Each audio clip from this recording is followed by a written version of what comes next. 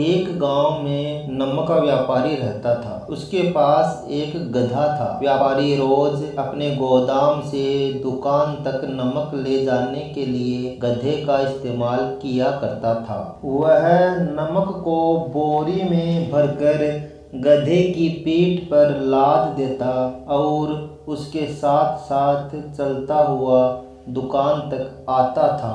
व्यापारी का गधा आलसी प्रवृत्ति का था। काम से बचने के लिए वह नित नए उपाय सोचता रहता था। गोदाम से दुकान तक के रास्ते में एक नदी पड़ती थी, जिस पर एक छोटा पुल बना हुआ है।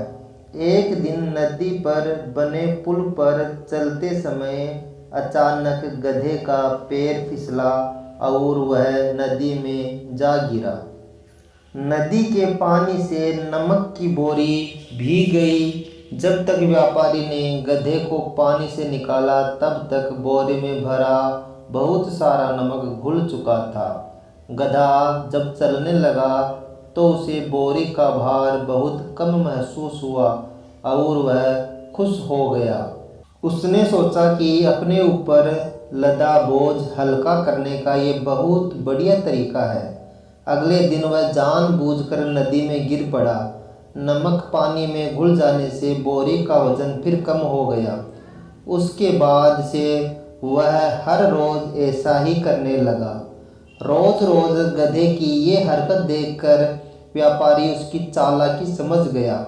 उसने गधे को सबक सिखाने का फैसला कर लिया और अगले दिन बोरी में नमक के स्थान पर रुई भरकर गधे की पीठ पर लाद दिया।